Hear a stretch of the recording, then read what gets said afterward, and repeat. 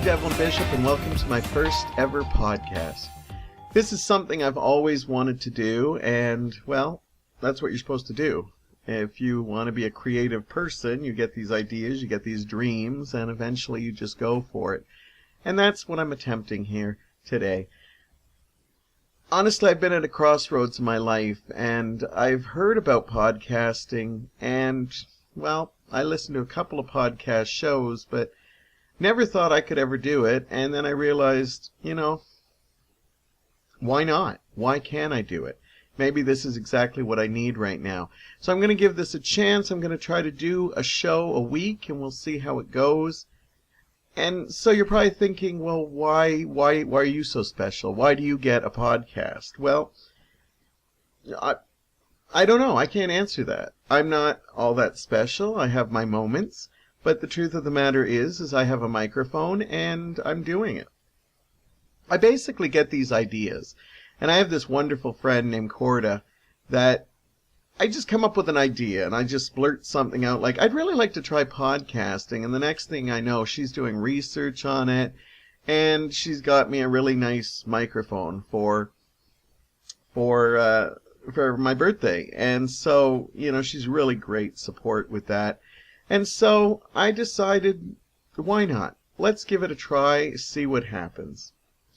For those of you who don't know me, or know me and want to know more about me, here's a little synopsis.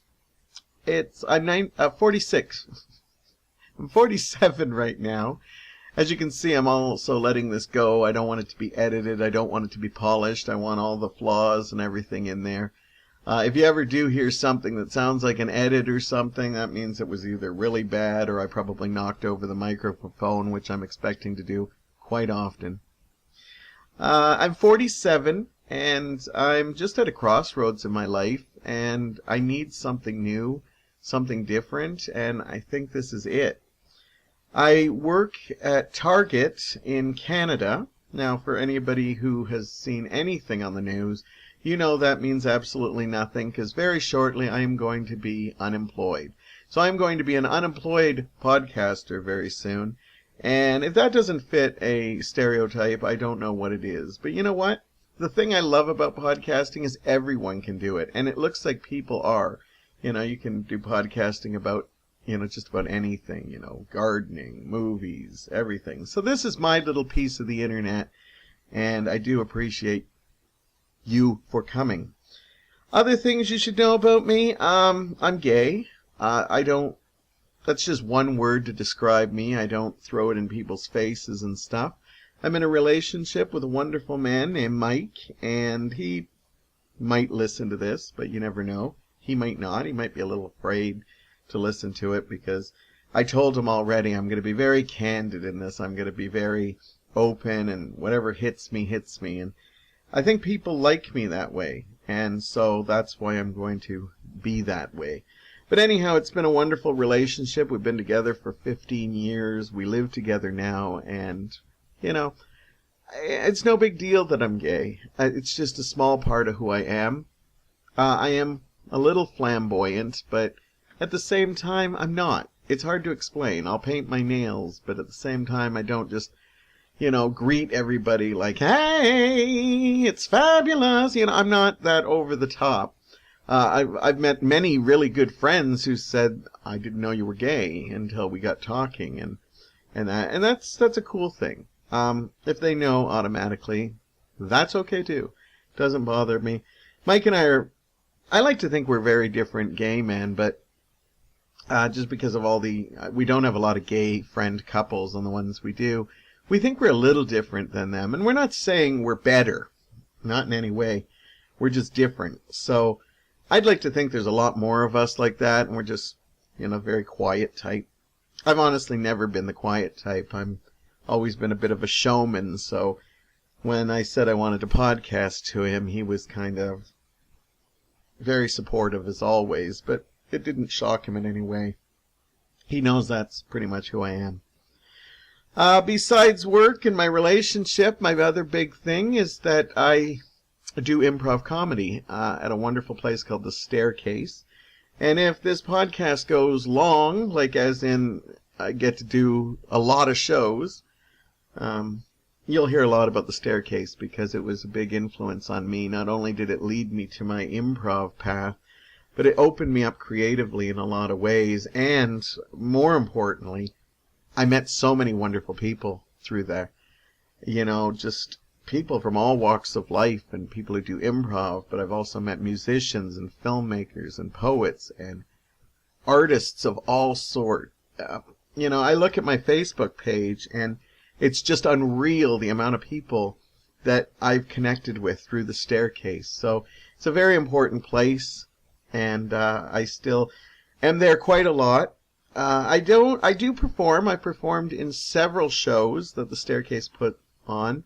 When I started there, I was very nervous and shy, and I even almost turned away, and I'm so glad I didn't, because I loved improv from the first time I actually did it, and I knew I was coming back. But what I didn't know is that it would lead me on a path that would lead me to lots of different shows and eventually to even teach, and that's where my passion is right now.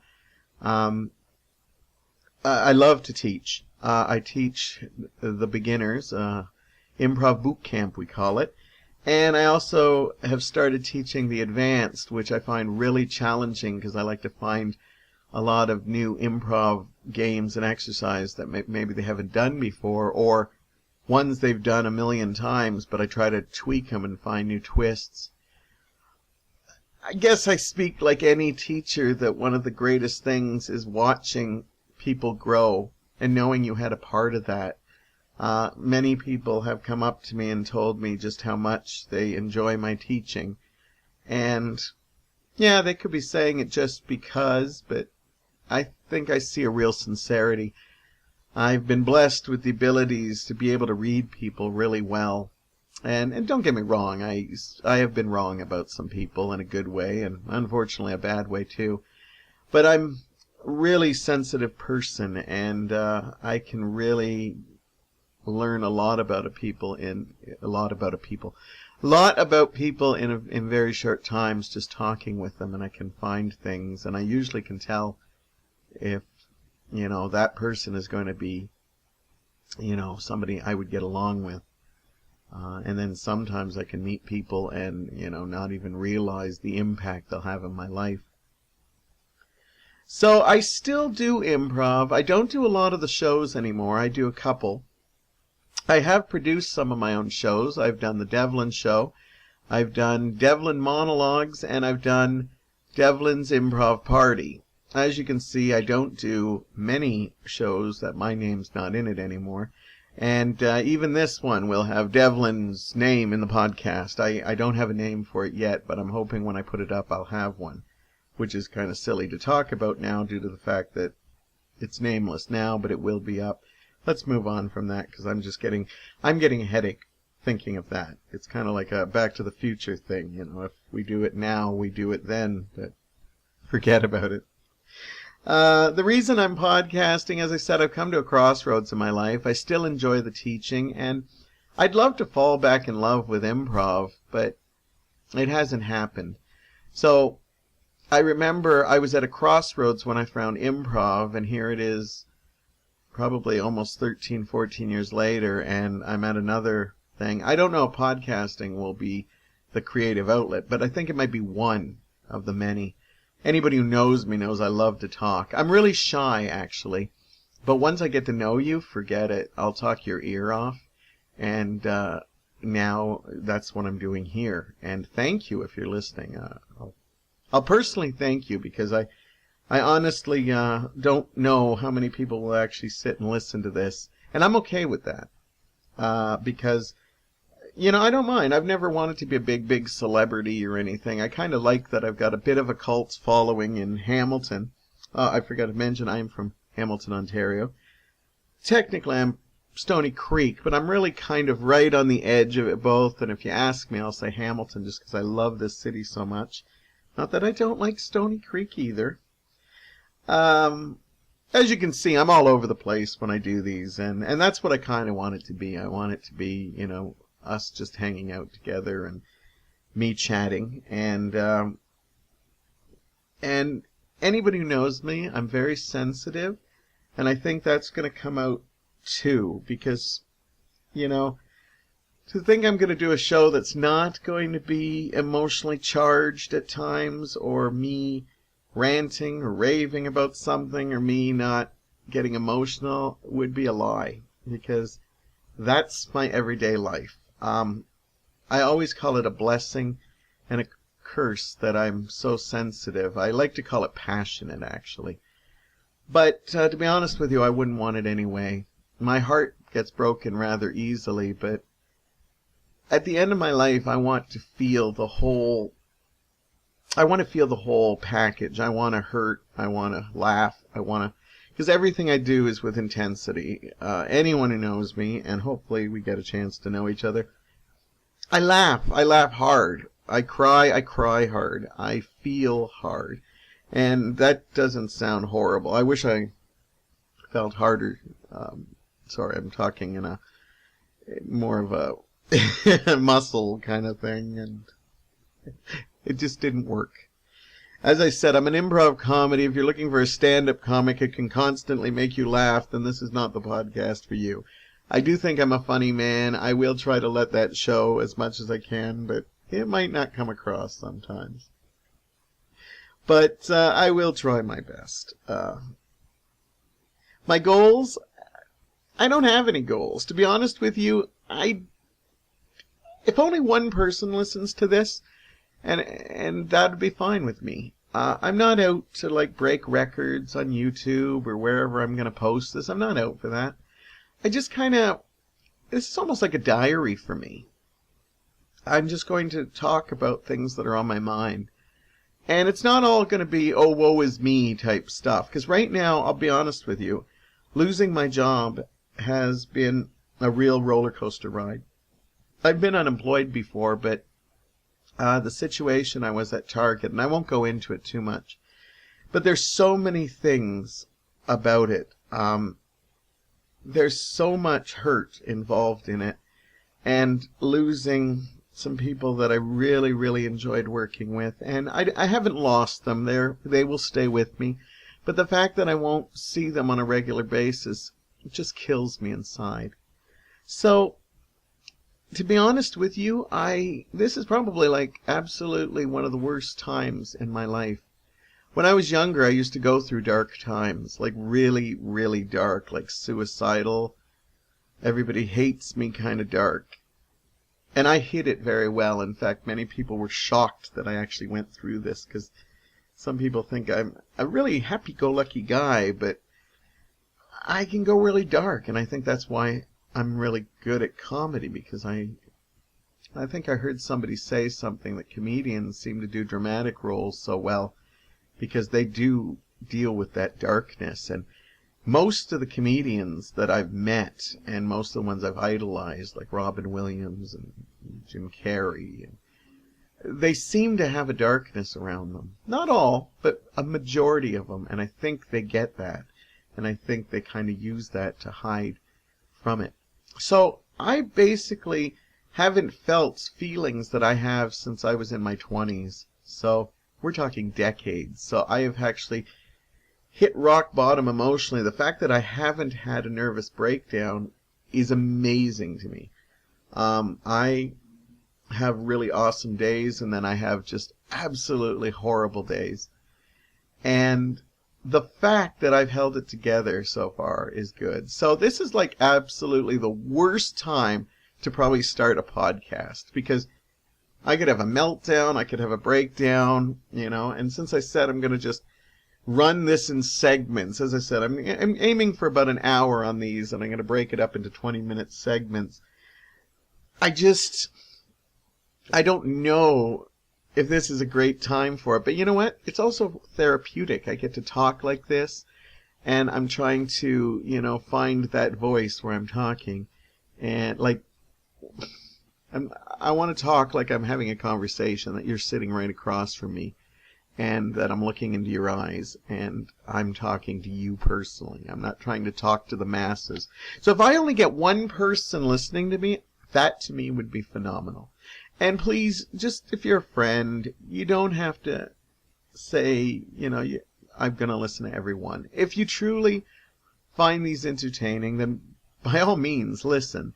But you don't have to. I'm not going to love you any less if I find out you haven't listened to my podcast. Because to be honest with you, I don't even want to introduce that I'm doing a podcast due to the fact that I feel it's almost like, oh, you're one of those guys, I don't know. I don't want to say there's a stigma to it because I know podcasting right now is going through a real renaissance. I'll get it out one way or another. But the truth of the fact of the matter is that, I don't know. I still, for me, think it as a stigma. Like, I'm podcasting now. And, and people are like smiling at you, but inside they're groaning, saying, I've been trying to be a lot, they're saying, oh my God, are you doing that? I'm trying to be a lot optimistic to that, but, I can't exactly be a hypocrite. I've definitely heard people, oh, I'm going to try to do a podcast. And I thought to myself, really? Like, what do you got to say? And so irony here leads me to a podcast. So please, you don't have to listen to this if this is not your cup of tea. But you know what? If you like just hanging out with me for an hour, please do. Goals, I was saying, as I said, I hope to get at least one listener. And Corda, who set me up on my journey here, she's not going to count as the one person. So let's see if we can get one more person. Because Corda will listen to anything. I could be gargling right now for 40 minutes and she would tell me it was the most wonderful thing. And she's honest with me, don't get me wrong, but she is my yes woman, and I need a yes woman. Because somebody as fragile as me needs at least one yes woman in their life, But what this show is not just going to be me rambling on for an hour, although I know you are enjoying it immensely right now. I plan to talk about lots of subjects. I'm big on nostalgia, so don't be surprised if there's a lot of movie talk, television shows, music, general things. But I'm not also gonna. I'm gonna not steer away from personal things too. If I feel the need to talk about something that happened or something that happened in my past, or just talk about feelings in general, I'm going to do it. Because as I said, I want this to be my show, and it's my therapy. I also don't plan to always do this by myself. In fact, I'd like to try to get a guest every couple of weeks just to freshen it up. And I'm also going to be very candid. As I said, for those of you who know me, I tend to have a bit of a dirty mind, so I am going to not censor myself. So be warned if you've got small children listening to this. I might swear every once in a while. The fact that I haven't in the last 20 minutes. Now, don't get me wrong. I'm not just going to drop F-bombs for the sake of dropping F-bombs. But if, a little shit pops out every once in a while, I'm going to let it go through. And that goes for any guests that I have. But I'm looking forward to doing shows where I have some guests and that they can just come in and talk about things, and we'll see where it goes. I love this because right now I have no clue where this is going to lead, and I might get bored of this in like 3 episodes, 4, but I'm hoping that I don't get bored of this for a long, long time, because I like to talk, and I think I find a forum. And so that's exactly what I am about, and you'll get to know me more if you stick around and listen, and if you don't, that's fine too, because it's all good. It's all good. But I'm finished talking about myself right now, and I'm going to get ready to talk about one of my favorite TV shows. So please stand by, and we have a bit of a musical break. Of course, this is a pirate podcast, so none of the music is licensed here, so please don't be too offended. We're only going to be playing snippets in between breaks and stuff. So power to all the composers that I'm using, but we're not going to try to use too much because this is a talk radio show. We just need some filler every once in a while I get to drink, or I'm going to just be like... Anyhow, we'll talk about one of my favorite TV shows when I come back. There you have Neil Hefti and, of course, the Batman theme from the 1966 ABC TV series that ran for 3 years. And it's one of my all-time favorite shows, and I just can't wait to talk about this because, it's a good time to be a Batman 66 fan for lots of different reasons. The biggest reason, of course, is last October they finally did it. Something we were told would never happen, kind of like the holy grail of Blu-rays and DVDs, and that was that Batman was finally going to come out. This has been one of the most asked for TV series collections to come out in a long time, and it didn't look like it was ever going to happen, but guess what? It did, and it is just it was worth the wait. It's an absolute beautiful collection. It's the only TV series. I own a lot of TV series. This is the only one I actually paid more for on Blu-ray, and I got the big collector's edition because it's just so awesome. And not only did they give us this show, but they could have just gave us crappy versions of this show. But they didn't.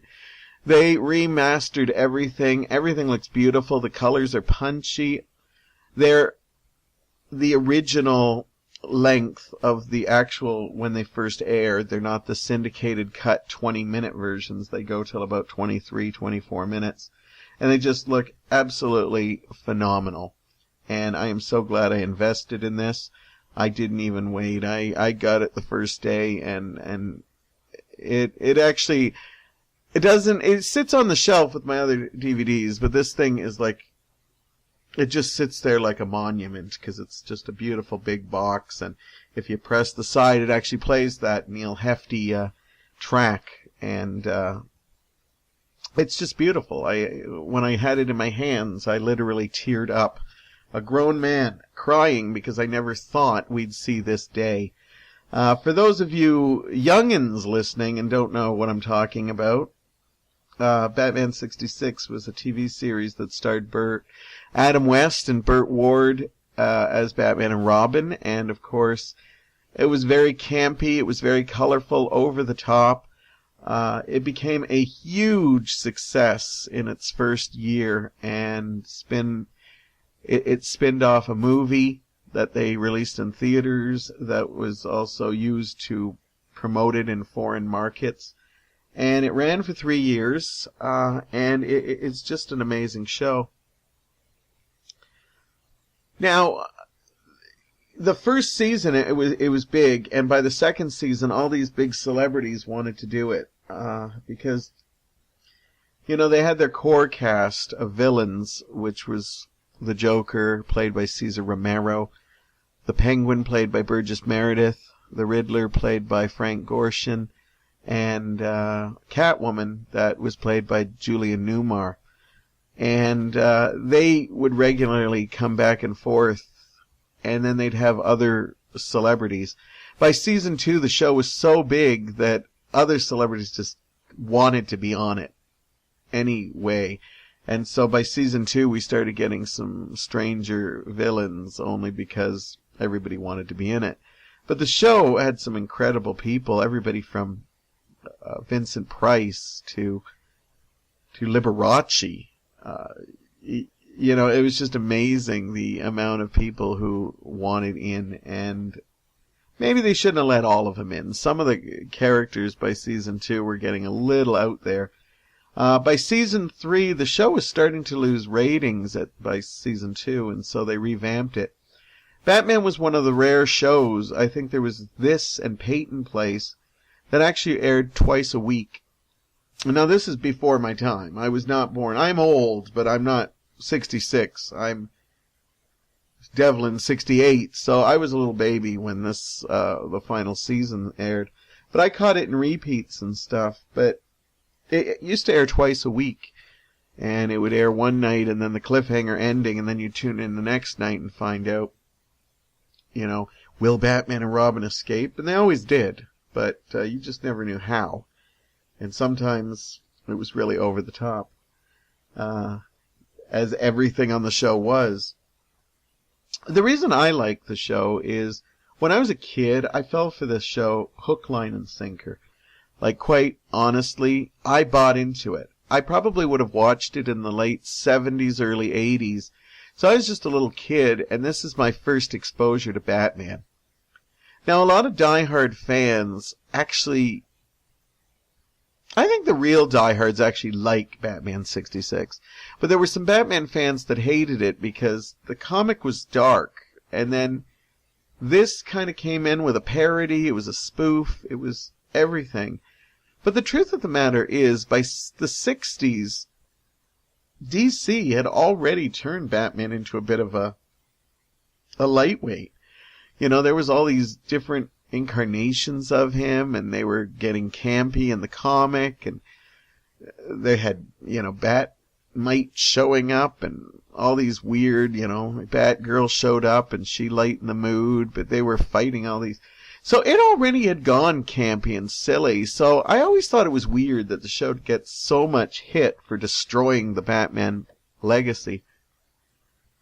But I thought, I've always heard that the comics already had taken that kind of turn. When I was a kid, as I said, I ate it up. I was young, and I thought it was really real. You know, I knew it was funny, but it wasn't until I got older that I really appreciated the camp of it all. And I think the thing that I love most about it is when you watch it now, you can see that everybody's in on the joke, but they play it so dead serious. In later seasons, it actually, you can tell the characters mostly play it up. The villains are playing it up, everybody. But what I like is that Adam West and Burt Ward always seem to play it really straight. They're just awesome about, you know, talking about, like, you know, in the middle of all this craziness, they'll be talking about, you know, seatbelt safety and, you know, proper nutrition and stuff. And that's one thing I love about it, that it's really absolutely crazy, but they stick with it. It's true to itself. There's so much that I enjoy. Like when I think of episodes, yeah, there's ridiculous stories. My absolute favorite episode, in a lot of them, featured the Joker. And the Joker in itself was kind of funny because, you know, we grew up in a time later with Jack Nicholson and Heath Ledger that gave two awesome performances, two very different takes. But Cesar Romero did his own thing too, and I think the craziest thing Cesar Romero did was that, and as a kid I never even noticed this, but when I heard about it in a documentary, I can't stop looking at it. But Cesar Romero was a Latin lover, and he was a Latin screen star, and he did not want to shave his mustache, so he actually just painted over his mustache, and it's blatantly there. I don't know how as a kid, but as a kid I'm just looking at the colors and Batman and Robin.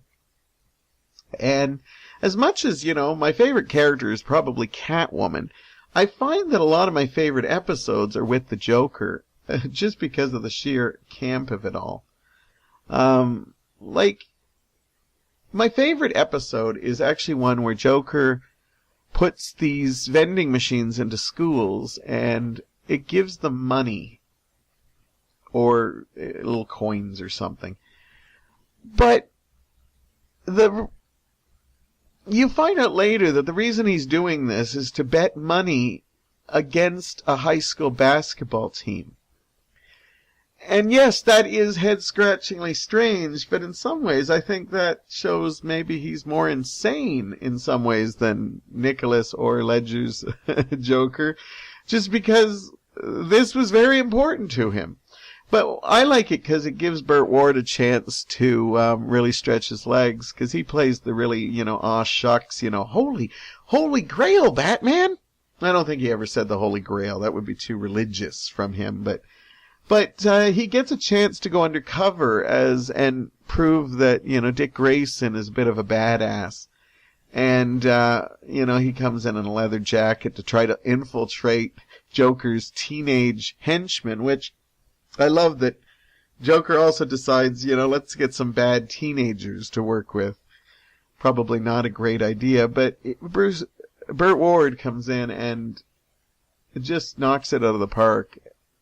being the most wholesome badass to try to infiltrate in this group, and it's a lot of fun. And I think he's got like a line something like, why do you have to do crime?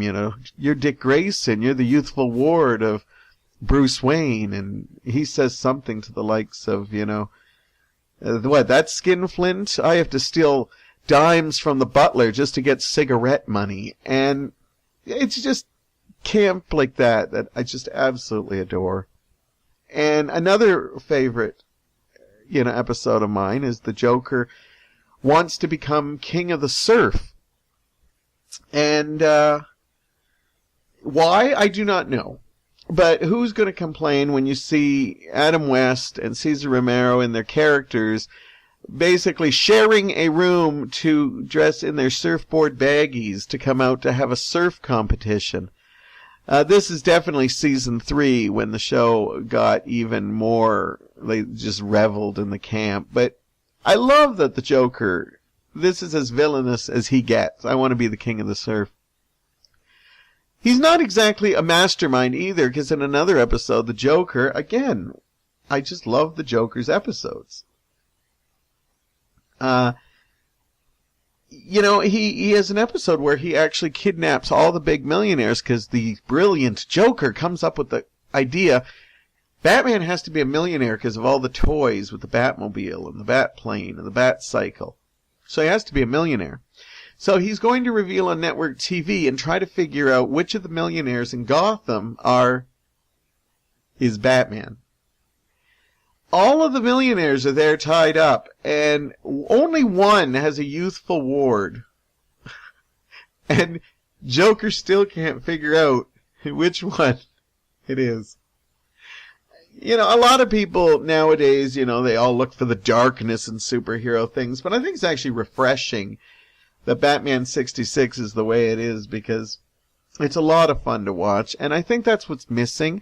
I love a lot of the superhero movies and stuff and TV shows, and I love what they've done with it, the darker tones and stuff, but I still like to be entertained, and, I miss sometimes that when they go too dark, they miss that comedic element, and I think you can have dark stuff with comedic elements. And what a great cast on this show. As I said, my favorite character is probably Catwoman. I think her outfit is iconic, and my favorite incarnation of her is Julie Newmar, but 2 other women played Catwoman in the Batman series. Well, technically 2. They did do the Batman spin-off movie, another very funny property that isn't included in this box set, but it's always been available. For some reason, they've never had copyright problems. And that was played by Lee Merriweather, who was a former Miss America, I believe. I could be wrong on that. And basically, she had to take the role because Julie Newmar was unavailable. And then in season 3, Julia Newmar was like, Catwoman had just put her on the map, and so she was doing all these projects, and she wasn't available to do season 3, and they actually put a neat spin by casting Eartha Kitt as Catwoman. And although I personally am a fan of Julia Newmar, you can't deny that Eartha Kitt had that wonderful purr, that Batman, horrible impersonation, but you know what I mean. And also, I thought it was daring that there's no rhyme or reason, but suddenly there's a black woman playing Catwoman. And I think that's a bold choice, because they don't try to explain it. And what I also like is that she blatantly flirts with Batman, and this was one of the first main female characters in a reoccurring show. And it never gets enough credit for that. But anyhow, the DVDs and Blu-rays are out, and if you are a fan, they are coming out with cheaper versions now. But if you're a fan, I'd say, save up your pennies, buy it. Of course, if you're a super fan like me, you probably already have it and have it on display in your home like I do. Mike thought I was actually going to, buy some effective lighting and just kind of point it to it like it's my object of delight, like my Mona Lisa that I display. But I think it's well worth the money, and they have lots of special features on it as well. If you get the big commemorative Blu-ray box set, of course, you'll get everything from a little toy Batmobile. There is an episode guide inside. I think there's some Adam West, a memoir book that kind of has some of his photographs and some of his experiences playing Batman. Lots of special features in the set that are definitely worth checking out. It's just a wonderful series.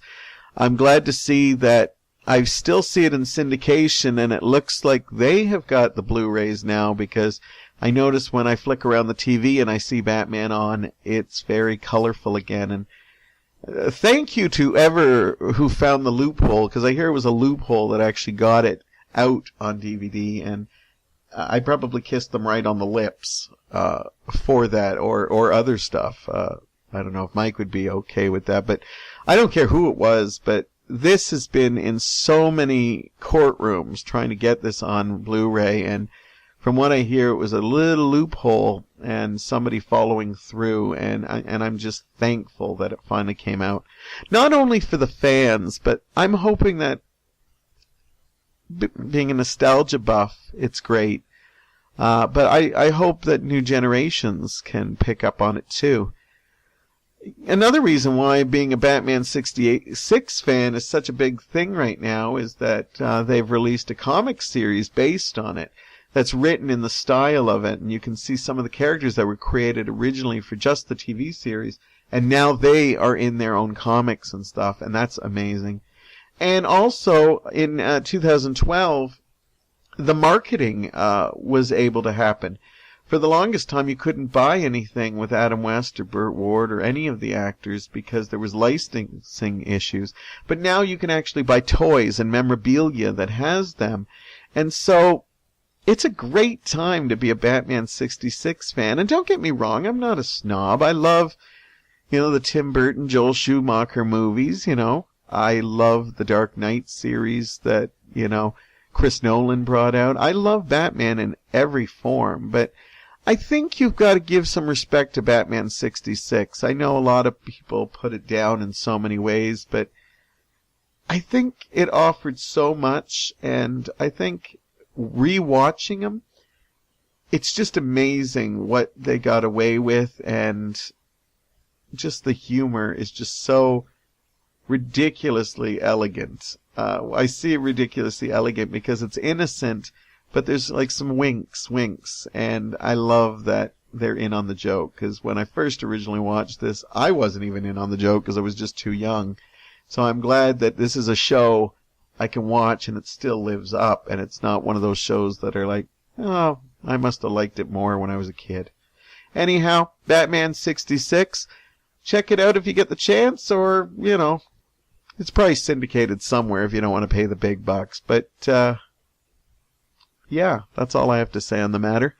I'll be back in a bit to tell you what you can do to brighten up your MP3 playlist a little bit. That's coming up next. From my last segment on my first podcast, I decided to kind of do a self-help thing. No, I'm not going to try to better your life. I'm not really in the point of my life. But the song you just heard there, coming out of the little break we had, was David Rose and, of course, The Stripper, a classic burlesque song from 1958, I believe that was recorded in. And that is like one of my all-time favorite songs. It's just a great song from the burlesque era.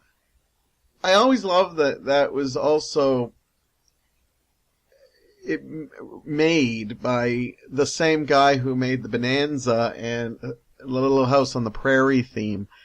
I love that a guy can write great burlesque music, but also do some wholesome fare like the do do do do. Okay, I'm not going to hum the Little House on the Prairie theme for you because I'm just not going to do it. I'm just not in the mood.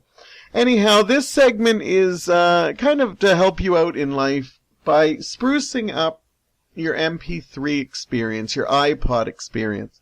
Music is very important to me. I absolutely adore it. I need to have it with me everywhere. I need to be ready to have it with me because I like to bring it out. I usually always have a little speaker with me, and I usually always have my headphones with me because at any time I may need to get out of my head, and music always does that for me.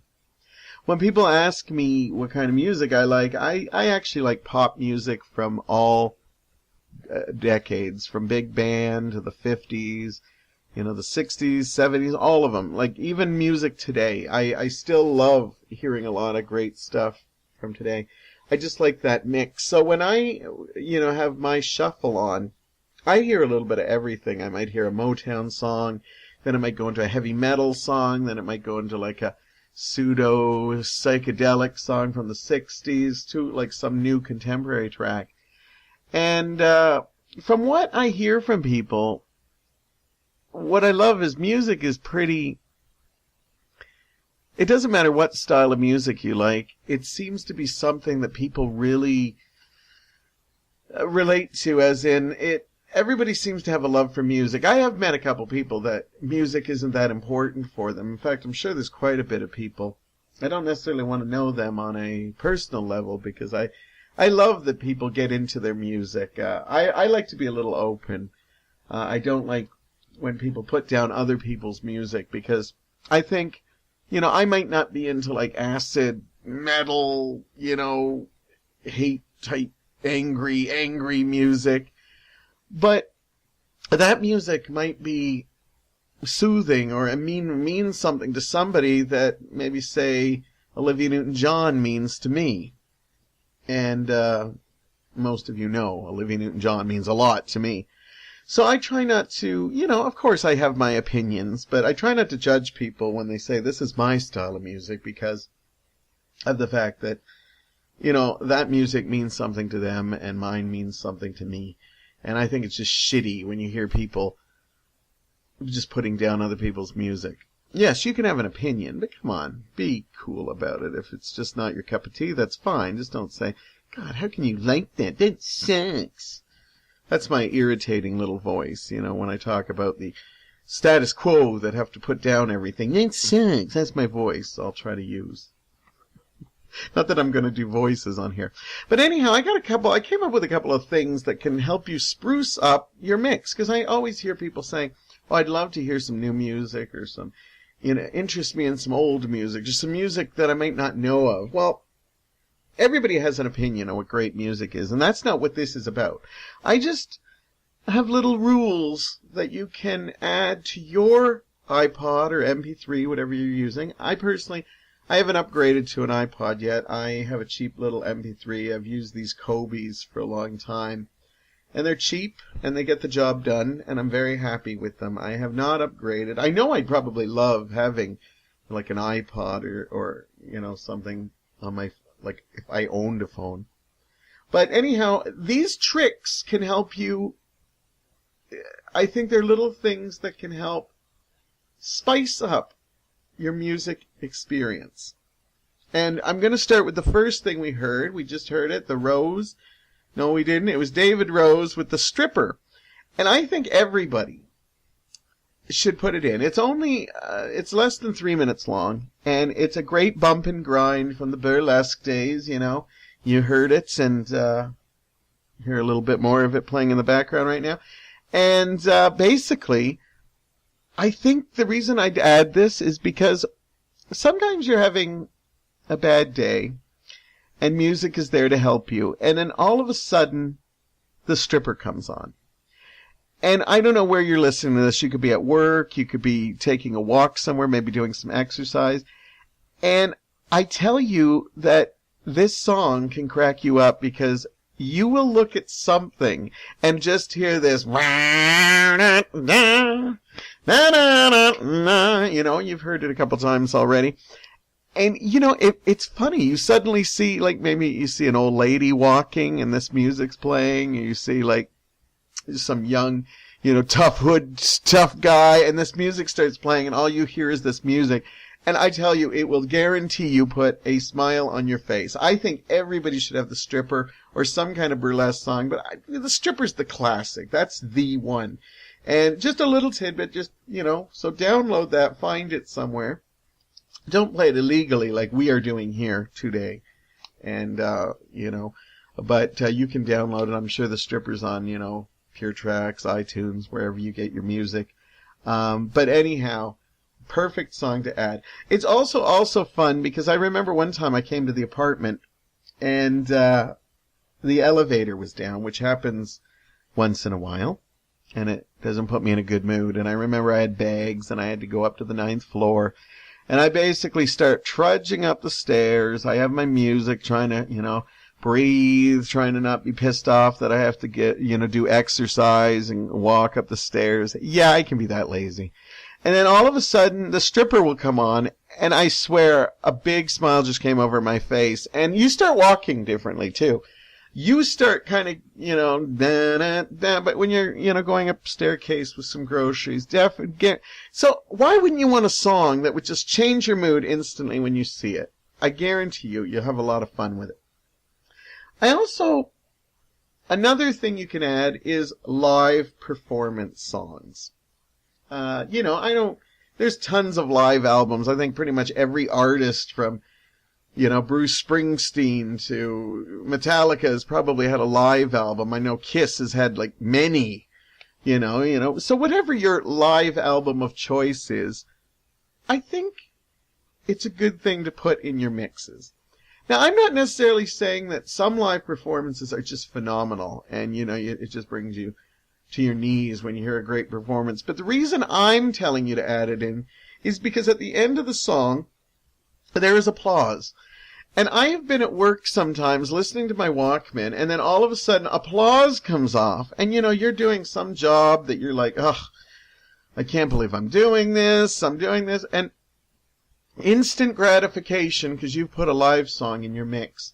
And it sounds stupid, but you'd be surprised the endorphins you get when you just get like this long, bit of applause, make sure you get one with, and it sounds ridiculous, but guarantee it will put a smile on your face. Theme songs are fun too. Like TV show themes, movie themes.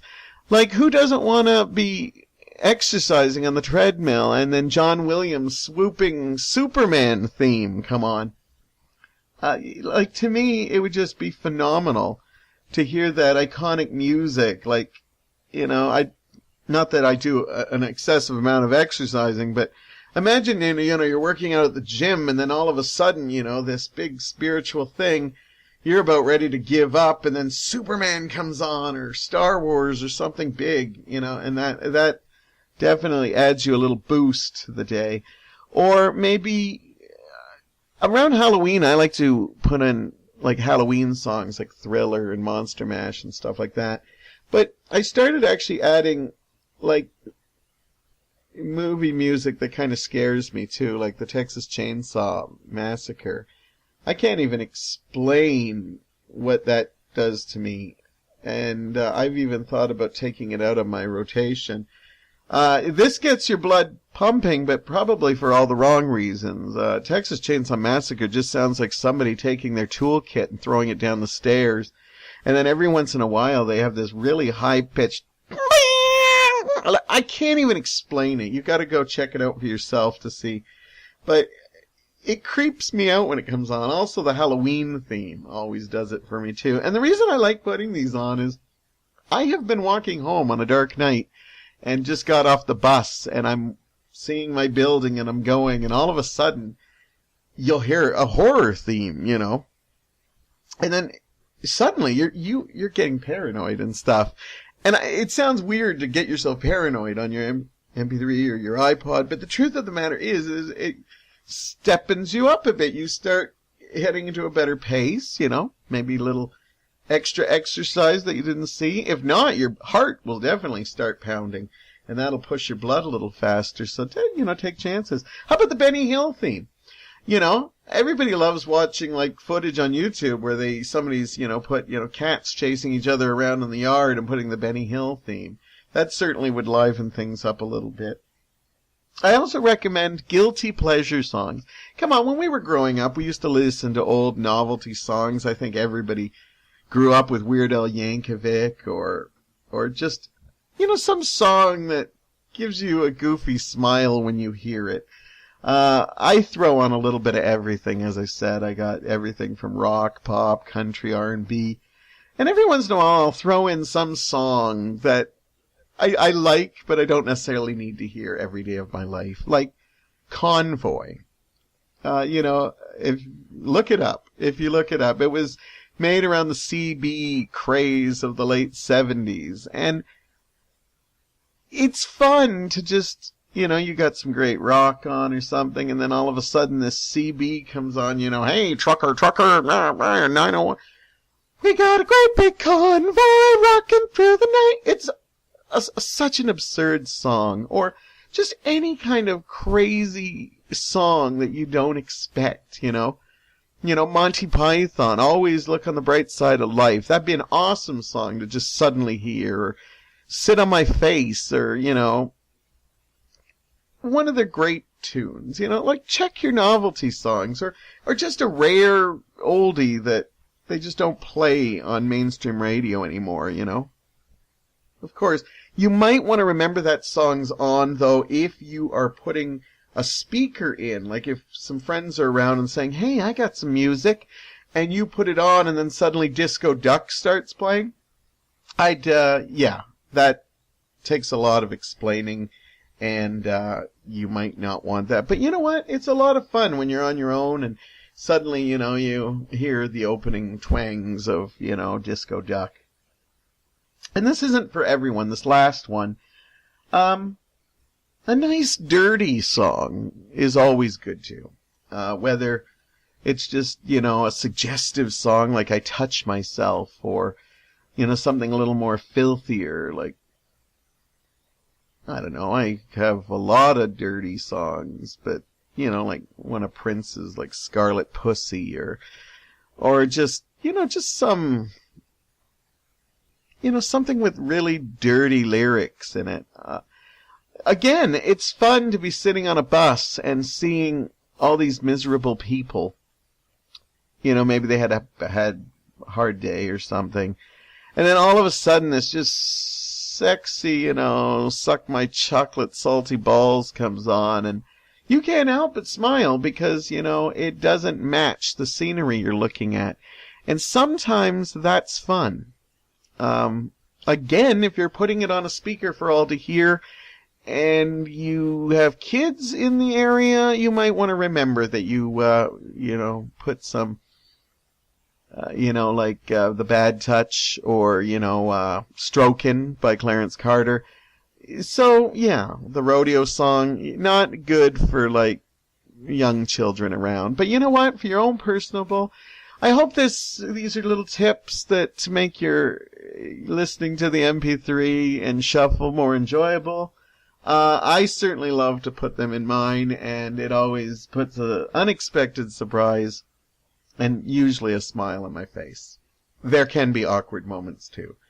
You're talking to somebody that you find very attractive, and you shouldn't be listening to your Walkman anyhow, but if you have one in your ear or something, and some really racy, I Want Your Sex by George Michael comes on, yeah, it can change the mood real fast. But I hope these little tips helped you, and I hope you look for those songs, because it'd be fun just searching them out on iTunes or whatever service you use. Anyhow, this is the end of my first podcast. I think it went well. I'm a kind of guy that usually goes by what I hear. Not saying I wouldn't love feedback. In fact, if you were brave enough to listen to the whole thing, please tell me what you thought. I don't mind honesty. I am emotional, so I might cry a little bit if you are really harsh. I won't listen to haters in any way. But, constructive criticism, yeah, I might tear up a bit, but I will listen to it. I'm also the kind of artist that if I don't agree with it, I'll just nod politely and thank you, but I tend to do things my own way anyhow. But sometimes creative criticism does make me think, yeah, maybe I'll try to do that better. I apologize if any of the production value was bad. We're just testing this stuff out, so we might try to make some changes. It should come out pretty good. Corda knows her stuff. Again, we didn't get the rights to any of the music we use, so if we get any trouble on that, suddenly, where the David Rose theme is, there might be some generic jazz, smooth jazz or something. So listen to it when it's fresh, and you might get to still hear the tracks that I actually picked for it. As I said, in the future, I'm hoping to get some guests in here. I've already talked to some people, and they seem to want to come in, but now that I've aired my first show, they might listen to it and might be busy that day.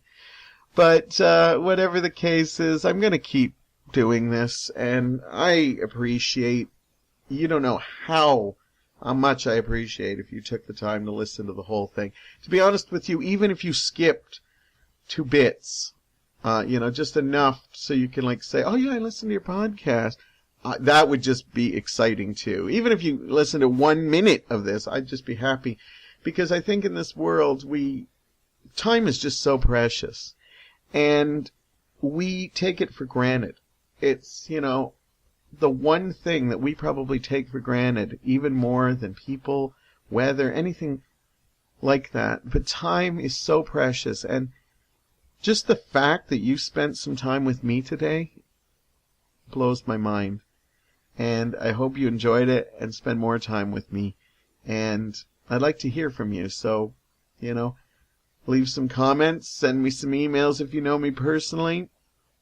Again, I won't listen to any hatred, just because I don't need that in my life. But, you know me, I love to feel the love, so hope I get to hear from you. And if not, that's fine, because for that one listener that I got, not counting Corda, of course, I hope it was a great experience for you. I'll look for some more topics, more pop culture to deal with, just whatever I feel like, and I'll see you next week, or on the next broadcast, and you have a great night, morning, afternoon, whenever you listen to this.